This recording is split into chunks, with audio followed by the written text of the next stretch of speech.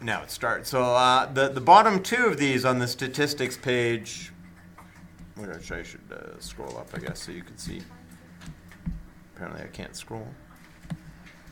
So this is the statistics page of which you can read the worksheet which you have yourself, right? Unless you're Jacob and you're not here. And what's interesting on this one is just the bottom two are not random samples, right? So you may want to make a note there that these are not random. And so should be taken with the proverbial grain of salt. So self-selected samples, the stuff that you'll see on the CFCN News, if you watch that and they have their poll, phone in about this, that's called a self-selected sample. It has next to no validity, because the only people that phone in are the ones who care strongly about the topic, right? So we really don't need to know how you feel if we already know how you feel. So, and a convenience sample, again, you're just picking something that's convenient. It's not to say they don't have their place, but it's not something you'd want to predict an election on, nor is whatever they're doing now, because apparently they're not too good at it. Wow. Got lots of big numbers there, right? That's great comparison. They're big, they're bold. Okay, so we're going to get into organizing and displaying the data. Y'all want to stop talking now. Frequency tables. Often in statistics, a large set of data is collected. To better analyze the information, the data is usually organized into a frequency table. The frequency is the number of times a particular value or interval of values occurs. The frequency table can then be represented visually with a bar graph or a histogram. In other words, we don't really deal well with a whole schwack of numbers, right? I mean, you can't sit down and just look at a whole bunch of randomly placed numbers and make any sense out of them, so you want to organize them somehow. And a frequency table is one way of organizing. So, 30 students in Henry Wise were asked their age. The data is shown below. We can see all these numbers. In this example, the data consists of only 6 different values, right? And that's going to happen. If you're asking ages in here, then probably 14 through 19 would be a reasonable range. Oh, actually, one year there was a 13-year-old here, so that could have. And we got grade 9, so it's possible. Maybe we go 13 to 19 if we're doing it now. The data can easily be organized in the frequency table below by counting the number of times each value occurs. Now, generally when you do this, what you're going to do is a tally chart. You guys ever done tally charts? Yeah. Okay, so you know how to do it, right? So what I'm going to do is I'm going to say, okay, there's the 17. I'm going to tally it and cross it off. The 14, there's a 15, there's an 18, 17. This way I'm not losing my place in the table because I'm crossing off the ones that I've already done.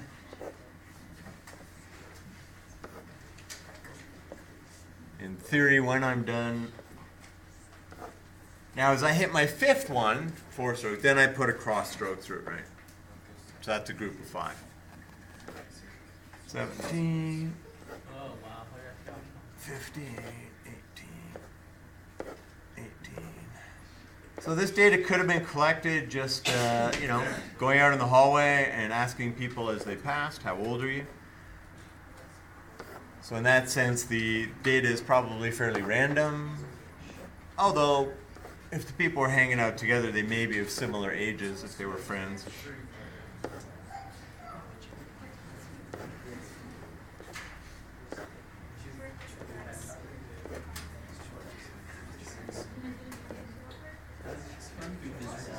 Okay, so once I've got my tally, then I will take the numbers, right? Numbers from the tally. So 14-year-olds, frequency, let's just do that here. There's 1. 15-year-olds, 6. 16-year-olds, I have 11, 7, 4, and 1. If I did this correctly, what should those add up to? 30. Okay, so what do we got? 1, 7, 18, 25, 29, 30. Okay, so that's another way of checking, did I get everything? Right? Have I accounted for everything? Yes. I didn't just, because if you just go along without crossing them off or anything, then you might lose your place. Somebody says something to you, you turn around, you turn back, like, where was I? And then basically you start over. Okay, so this is a way of checking. Yeah, we got all 30. A vertical bar graph can be made from the frequency table. The bars should be of equal width. Why? Why not make some wider?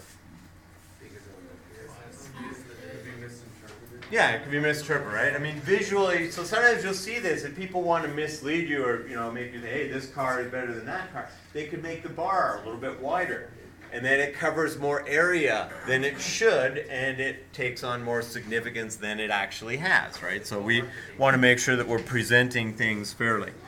So we're going to label, so we'll give this a title, so Henry Wisewood Students. By age.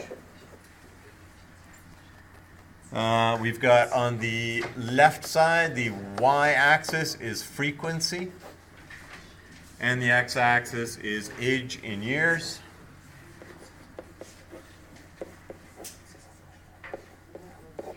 Right, and frequency is just how many. So the first couple are here for me. The 14-year-old, there's one of them, and so I just need to complete that. The 15-year-old, there were 6 of, so this is 1, 2, 3, 4, 5, 6. So, we might want to put down a little 6, 7, 8, 9, 10. So we've got a scale on there, so you can see the frequency is by ones. Okay, so there's 6 of these guys. 16-year-olds, there are 11. Okay, so I'm leaving a gap, right? What's it called if they're all together? Right, histogram. What's it called if they're not all together? Bar graph. So we're doing a bar graph. I want these bars to be of equal width as best I can.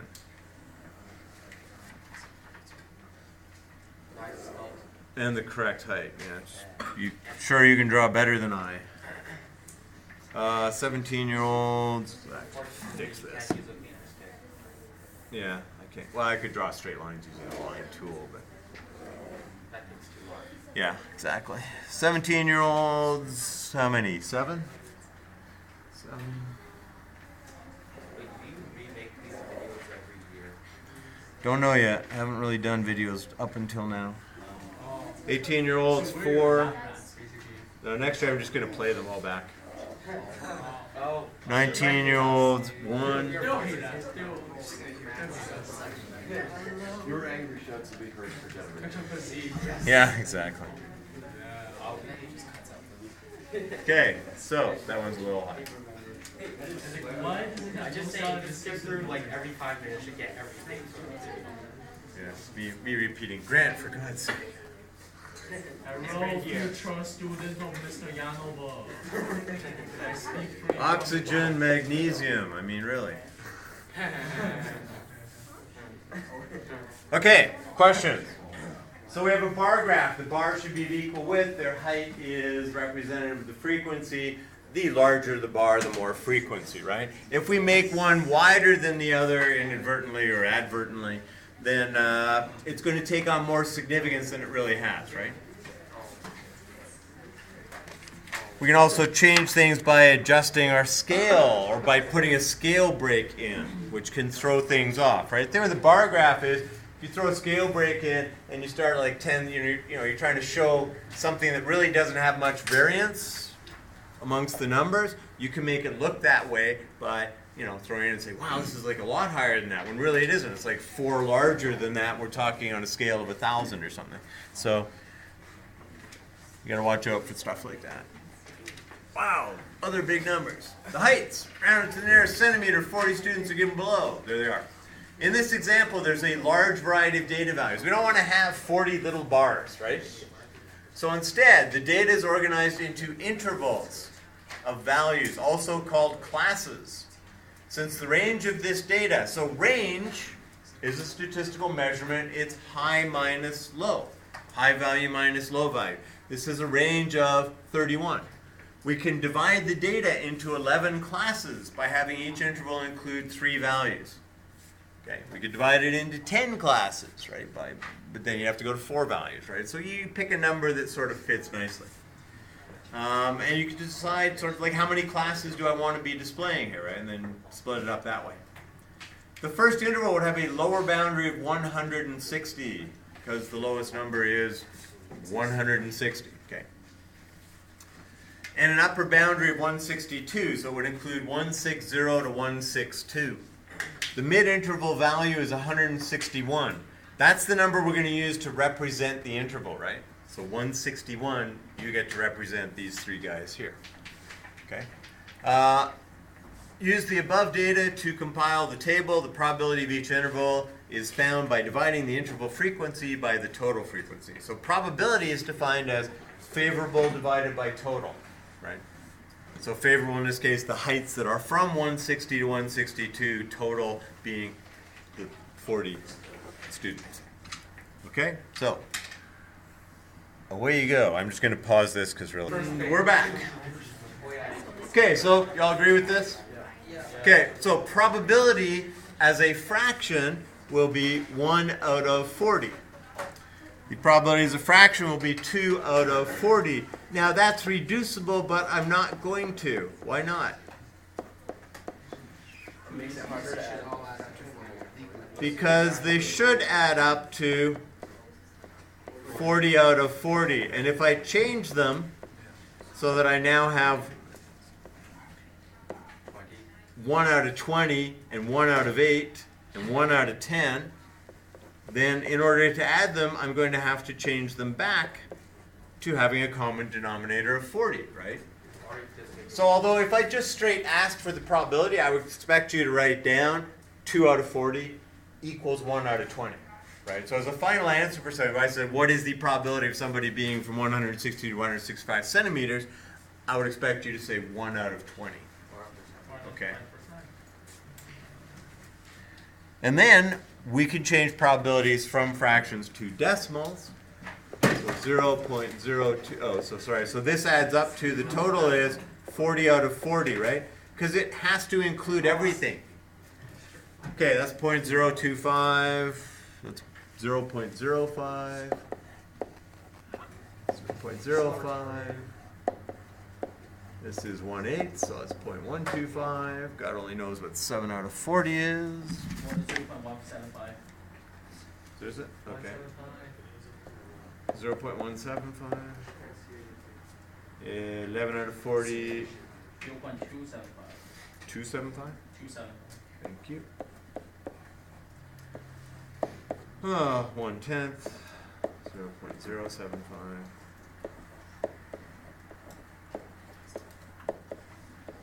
And what will they all add up to? 1. 1. No, they'll add up to 1. They're not percents. We could then put another column if you really like. It says probability is a decimal. Understand this. Probability can be expressed in 3 ways. As a fraction, as a decimal, or as a percent. In this case, we're expressing it as a decimal. Then probabilities will range between 0, can't happen, 1, it's a certainty. Okay. As percent, you just go through, multiply all these by 100. You get 2.5%, 5%, 5%, 5%, 12.5%, 17, etc., and so on, right? Okay. Well, that's all well and good. It's all organized now, but you don't really want to sit there and look at this, right? We tend to, or I tend to, maybe you as well, tend to work better off of a visual representation of this, right? So we are going to do a visual representation in the form of histogram and a frequency polygon. So a histogram can be made using the frequency table. A histogram is a vertical bar graph with bars of equal width placed side by side with no space between the bars. What's the only way that there would be a space between the bars? If the one of them has 0. Yeah, if the frequency were 0, then it will look like there's a space between the bars, right? Because the frequency is 0 for that particular thing. The data values are on the horizontal axis, and the frequency of each class, remember the class is the intervals on the vertical axis. Draw the histogram for the above frequency table. Note that the mid-interval values were labeled on the horizontal axis. Okay, so the mid-interval values, right? We're using 161 to represent the interval from 160 to 163, 2. Right, yes. And then for 163 to 165, we're using 164, and so on, right? So we're going to label the rest of these. This is heights of students.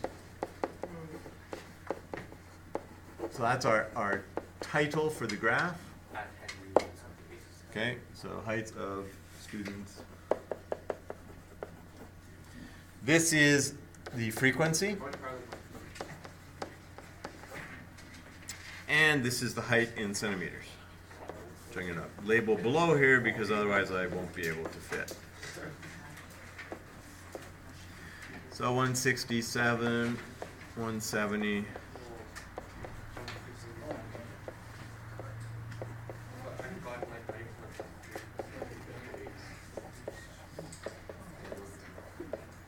Okay. And then we draw our bars, right? And so again, I'm just going to pause this because really the process. Now, if you're drawing this for purposes other than, you know, writing on the board type stuff, then probably you'll use some software that would do this for you, right? And if you are doing it by hand, then you would just use a ruler and, you know, draw nicely, or the back of your battery cover if that's applicable. Join the midpoints of the tops of the bars to create the frequency polygon and include a title. Well, we already have the title. So to get a frequency polygon, so a histogram is the bars. A frequency polygon, you take the midpoint of each interval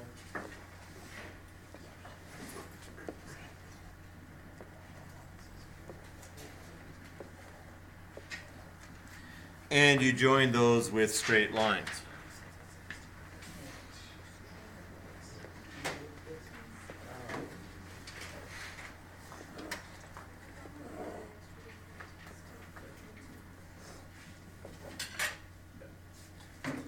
Okay, so to create a frequency polygon, and then if you imagine you just take away the bars and you can look at the shape that's left, the frequency polygon.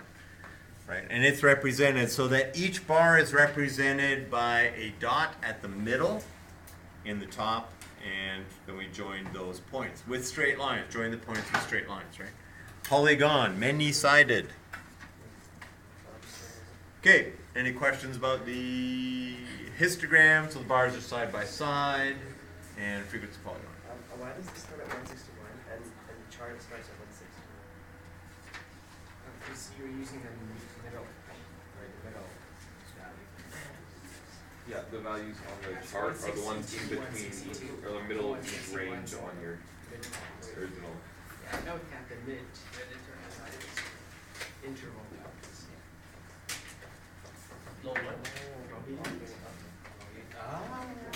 You're always like, I did it. If I could rewind this, we could go back to the point where I explained this. But seriously, dude, I don't know what you do, man. I think your head is elsewhere. A probability distribution is a histogram where the vertical axis is the probability of each class. Draw the probability distribution for the above frequency table. Okay, so in this case, we have probabilities instead of frequencies. It is not going to look any different. The only difference between the two will be this, which is now probabilities. So I will pause and then do this. Okay, and there we go, and that's pretty close, although not exact. Compare the shapes of the two histograms. What do you notice? They're the same. You can use the TI 83, 84. Don't know about the 89, but you can't use that anyways. To make a histogram, you select Stat, Edit. In L1, you enter the mid-interval value, right? That's going to be the value that represents the class. Okay, so we know the class consists of all of the 160s, 161s, and 162s. We're just saying for you three heights, you're all going to be 161 as far as we're concerned, right? In L2, you enter the frequency of the class. In your window, X min, half a unit less than the lower boundary value. X max, half a unit more than the higher boundary. X scale, the size of the class, right? Scaling by 3 because the class is 3. Y min, -1, always -1, right? Just so that you get the bar in the middle of your at the bottom of the display. Instead of being right at the bottom, there'll be some space there so you can see underneath. Y max, 12, one more than the highest frequency. Y scale, 1, select an appropriate value, right? When frequency goes to 100, you're probably looking at tens. And res, xres is always 1. Always, always, always, never, ever anything but 1. Ever, for anything you do. Yeah, it's your resolution. You can change it. Last year, somebody did a diploma review course a couple of years ago, and they said, oh, this very said we should set our xres to like 4. And they're graphing something, and I know what this graph should look like, but this thing looks nothing like what I think the graph should look like. It's some cosine function. Cosine gets like, why doesn't this look anything like it? And finally I realized that the resolution was set. Which is, well, they told us to do that because it would graph faster. So even a basic TI-83 doesn't graph that slowly that you couldn't wait to see a decent graph as opposed to seeing a graph that really had no meaning because you're only plotting every fourth point. Right. So do not change the resolution. That's the short story. You want to do a histogram. You press second and then stat plot. You turn plot number 1 on. For the type, you select a histogram. For the X list, L1 and frequencies L2. It'll default to those anyways. Right? And then you press graph. You should see a nice looking histogram on your screen. If you use the trace button, the cursor moves along the top of the bars, and the values represented by those bars are shown at the bottom of the screen. Okay, do you want me to do this for you? Yeah. With you? Okay, hang on, I'm going to stop this. Okay, one of the first things I do is I go second plus, which takes you into the memory where you would normally clear, and I go number 4, clear all lists, and I hit enter. Now the reason you do that is maybe you've done a histogram already, you want to do another one, you need to clear out what's in there, right? So you just get in the habit, do a clear all lists. Okay? You go to stat, edit. In L1, we're going to put the X values, which are the mid values, right? So the 161, and where do we end up with? 191 or something? So 161, and then it's going to keep adding 3, right? 164, 167, 170,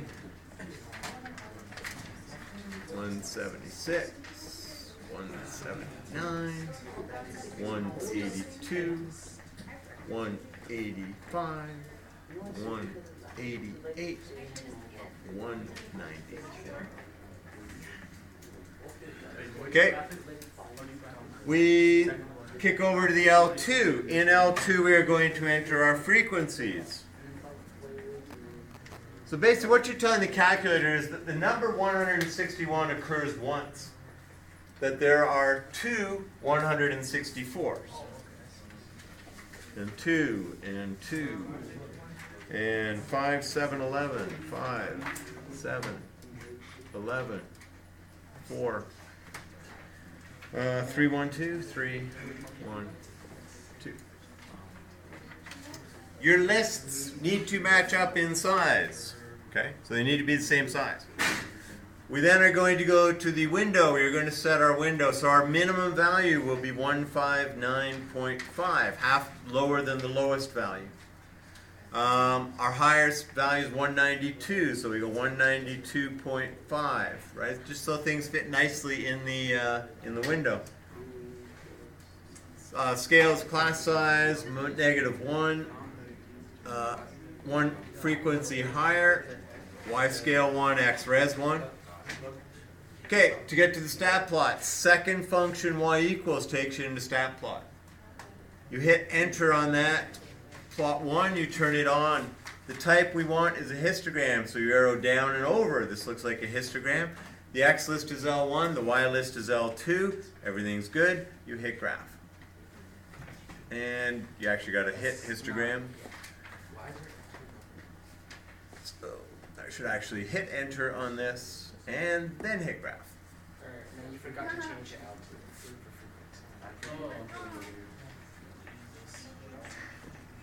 What? Does it default to L2? No. Okay, so L2 is second function 2. Okay, so normally it's thinking that your frequency is 1, right? That everything is entered into L1 is done 1. We could do that by simply saying 161, 164, 164, 167, 167, and so on, but you don't want to do that, right? I mean, that's why you went to the trouble of making this tally chart so you wouldn't have to do that. Okay? And we get a very nice histogram. Okay? That wasn't hard at all.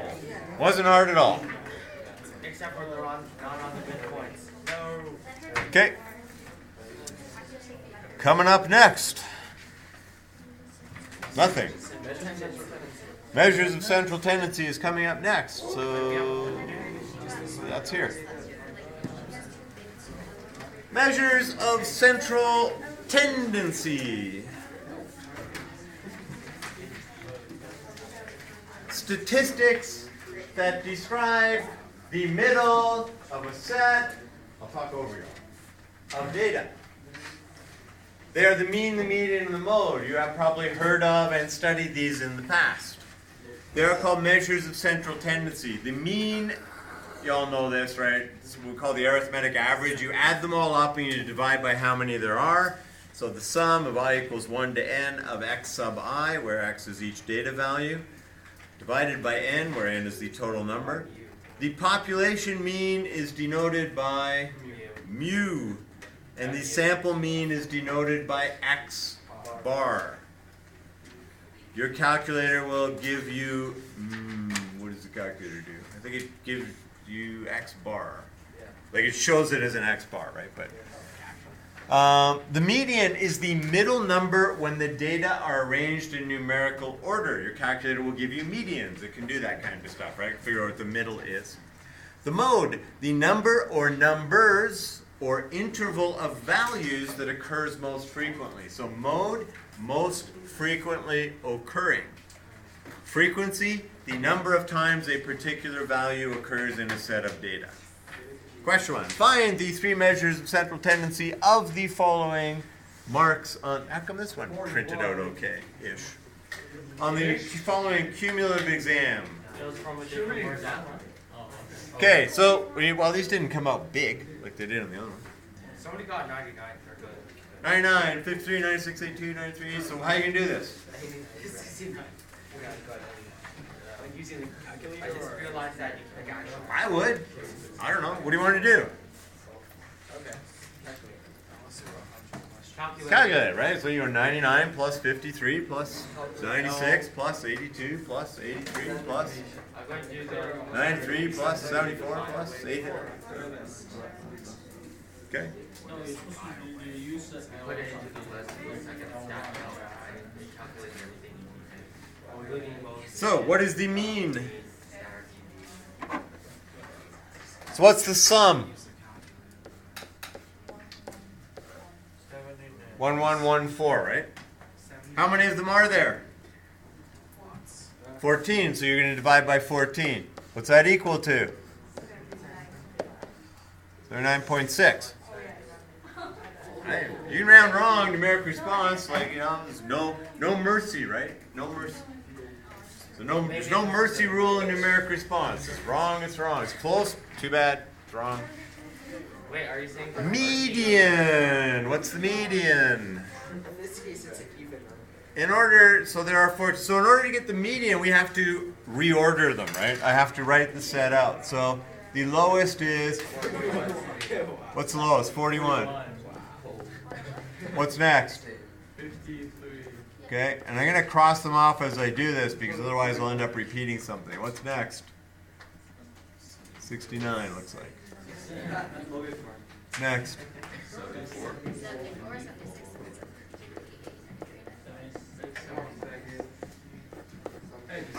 Okay, 82. Are there two 76s?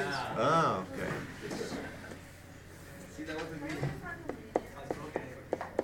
Okay, 82. 88. 93, 95, 95.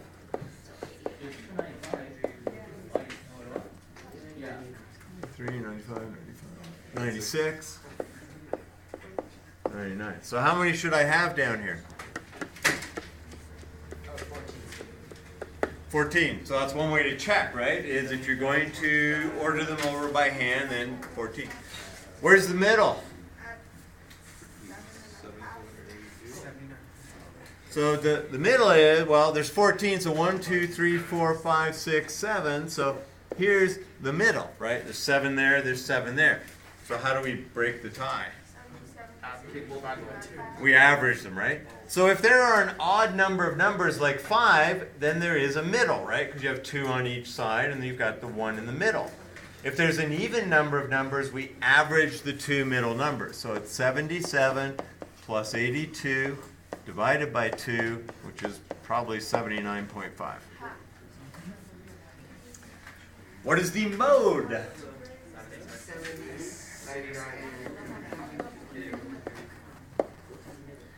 So there are 2 modes, right? There are 2 numbers, each of which occur twice. So the most frequently occurring values are 76 and 95. Okay? So we call that bimodal, right? 2 modes. If you start to get too many modes, then the mode becomes pretty useless as a statistical measure, right? Okay. Yeah, it's like, well, if nothing occurs more than once, then there is no mode. But if like 17 of them occur twice, at that point you just say it's not, the mode has no meaning here, right? The mean and median can be found using your TI-83. The mode cannot. Okay? So your TI-83 will, and the way we're going to do this, we're just going to enter the values into the TI-83. So, come on, why am I doing you? Or 84 or whatever, your TI calculator. So I'm going to do 2 things. I'm going to go second stat plot, and I'm going to turn this plot off because I don't want to use it anymore. I'm then going second plus number 4, clear all lists, because I want to clear out what was in the lists. And I'm going to stat, edit, and I'm now going to go back over to L1. Now sometimes some weird stuff happens on your calculator, and this, of course, it's going to happen on the final exam, right? You'll be going in and you'll look, and there won't be a list 1 there. It's like, where did it go? It's like L2.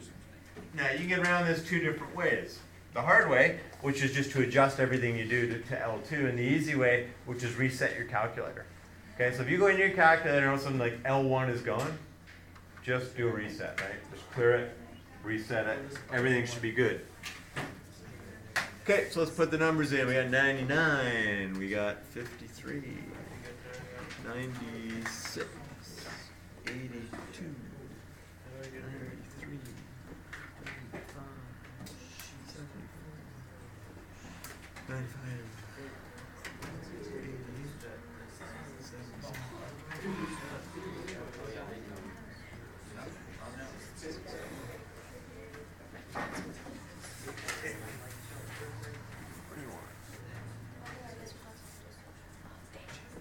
Now, you can notice that it's now sitting asking for the 15th element in list 1, which means we have 14 entered, which is good because there are 14 things, right?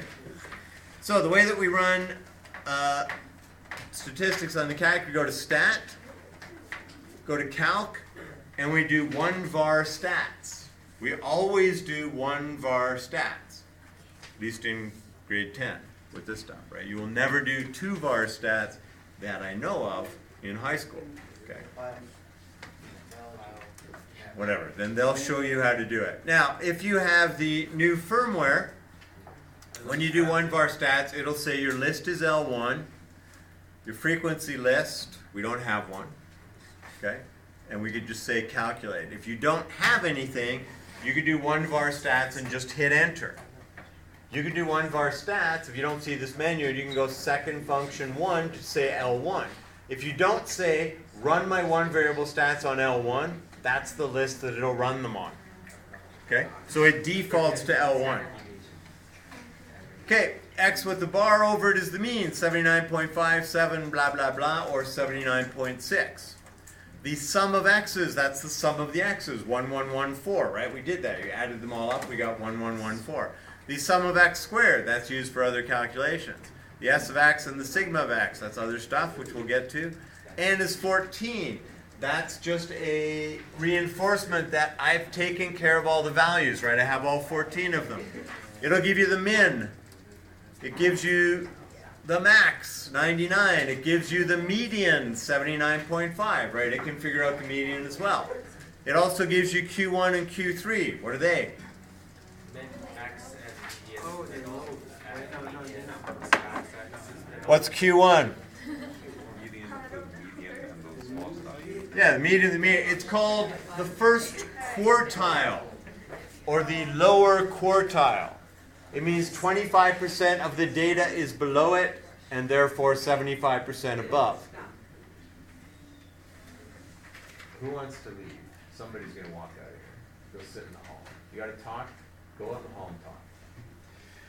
The median is the median of values. Q3 is the upper quartile, which is the median of it's between the median and the largest, halfway between there, right? So these guys are halfway between. They're medians of medians, but they're quartiles. So Q1, median, Q3, min, max are going to split the data into 4 quartiles, right?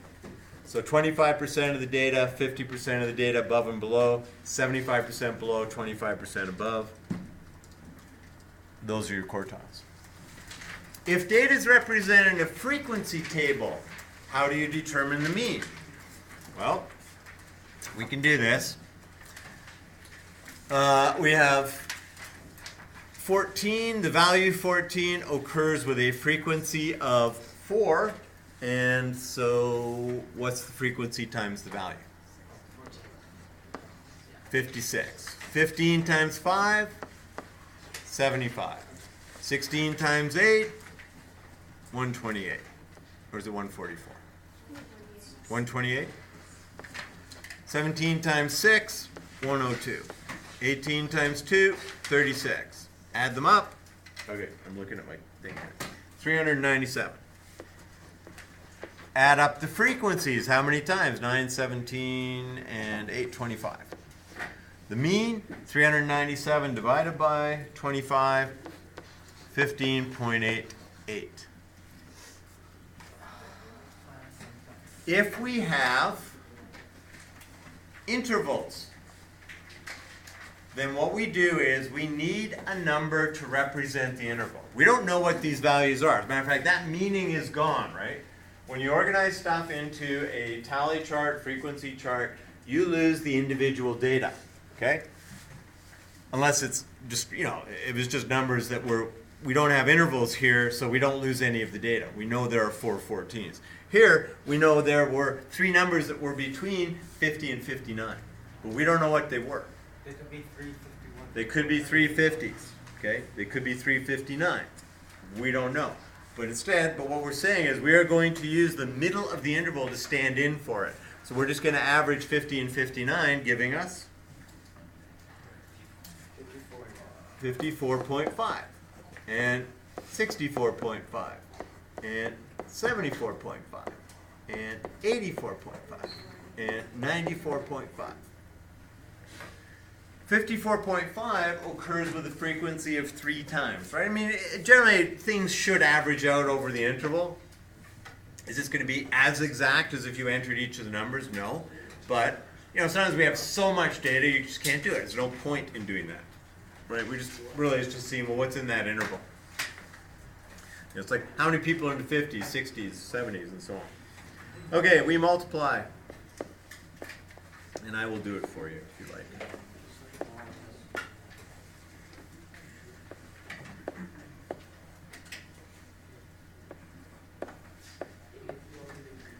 Assuming I can read the numbers, which I can't for this one. 3 of them. That's what's 270 and 12 and a half. So 13 and a half, 283 and a half. There are 24 observations, right? 24 different marks. The total is 1,808, and the average is 75.3. Repeating.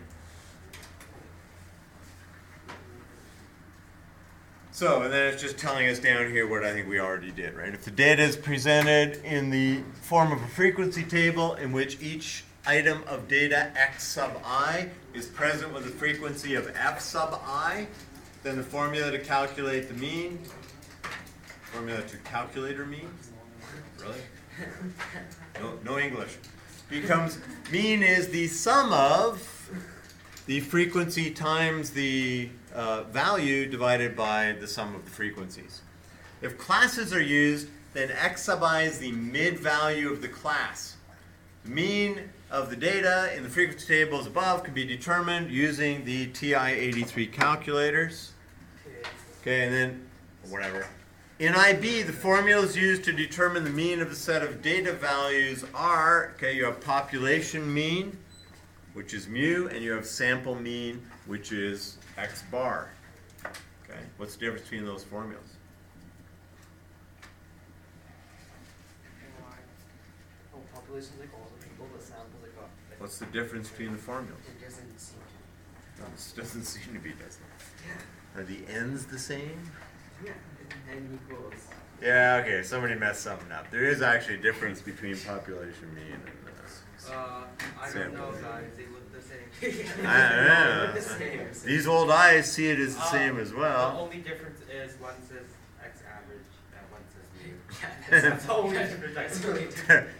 Okay, They're also there- made up by different. there is a averages. difference, and if you go find the IB formula sheet, when you need to know the difference, you will be shown the difference. And there is actually a difference. I don't know what's going on When in we this know one. that somebody's screwed. When Yeah, we need somebody it, messed up in that's this why on this they pig don't worksheet. because they- Okay, let's do this on the.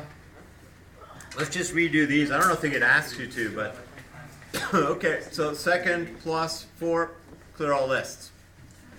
What I do now, I go into stat, I go into edit. In L1, I put the values. So for the first one, 14, 15, 16, 17, 18. Let's make that a real 17. In L2, I put the frequencies. So 14 occurs with the frequency of 4. And then we got 5. And we got 8. And we got 6. And we got 2. Okay, here we go. Very important. Do not follow what I'm about to do. I'm going to mess up. Okay, I'm going to show you what you might, so don't do anything, right? Just watch. Okay, so we go to stat, calc, 1 var stats, That's not one. L1, okay, and I'm just, now, if you have the previous version of the firmware, you just go 1 var stats and hit enter.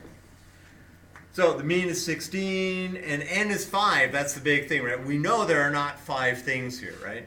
So this is wrong. Also, when the mean comes out as too nice a number, something messed up, okay? So you go to stat, calc, 1 var stats, L1. Here you put in L2. Okay, so your frequency list. So you're telling it my number. So if you have the new firmware, it's harder to mess up than it is with the older stuff. So in the older stuff, you go 1 var stats, L1, comma L2.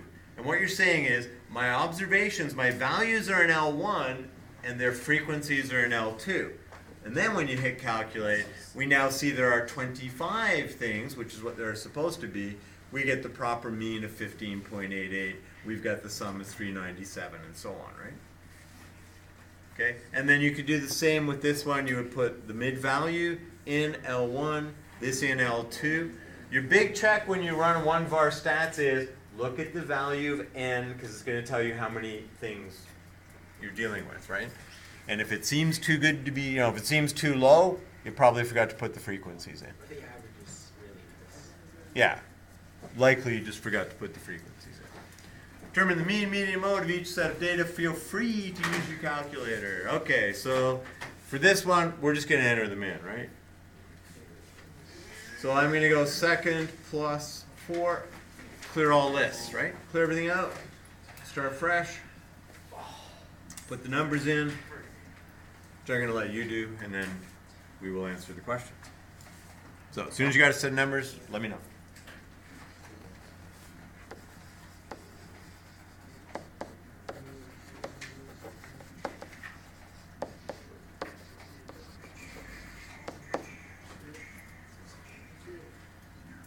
Got them? How you doing? Come on. How slow are you? You're only entering like 5 numbers. Well, 10. How many numbers are there? 1, 2, 3, 4, 5, 6, 7, 8, 11 numbers. How long does it take to enter 11 numbers and hit 1 var stats? What's the mean? No one? 10 numbers. All right, 10 numbers then. You're even entering fewer than that. You can't do this. How long does it take to enter 10 numbers? A lot more than 10 seconds. Why? Y'all text, therefore you should be able to use calculators faster than the students from a generation ago. 30.8. What's median? Just scroll down. 31.5. What's the mode? Stop looking at your calculator. Yeah, you can't get that from your calculator, right? So you have to look through this and say, ah, look, I see two 25s and two 33s. Therefore, there must be two modes. So there are two modes, 25 and 33, right? Your calculator will not do mode for you with a single list of numbers. It won't do it for you regardless, right? There's nowhere that you can say mode. It's because they want people to work. Okay, mid-value intervals. For this one, we're just going to do what? Average them. So 20 plus 1 is 21 is 10.5. 21 plus 40 is 20 more than that, so it'll go 30.5, 50.5, 70.5, 90.5. And of course, we're going to use the calculator for that. Before we do that, what's the mode?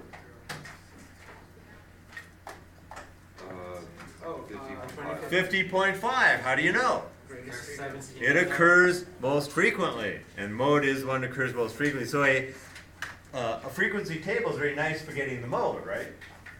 We're just saying, well, we're letting 50.5 represent all the numbers between 41 and 60. Hey, you've been chosen. What do I do? You represent every number between 41 and 60. Okay. Right, and there's 17 of you. Okay.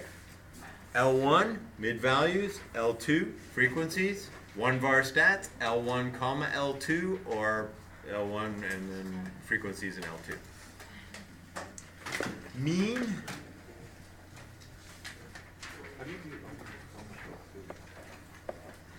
L1, L2, second function 1, comma, second function 2. Comma is above the 7.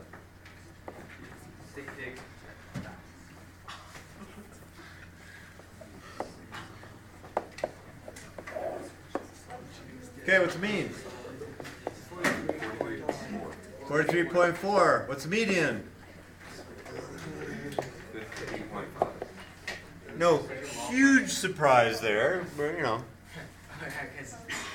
Well, remember, I mean, if you're listing these, it's 10.5, 10.5, 10.5, 10.5, 10, 8 of those, right? So there's 17 here, there's 8 here, that's 25, so there's like 42 altogether. The middle's about 21. Well, where's 21 going to fall? It's going to fall in this interval, therefore.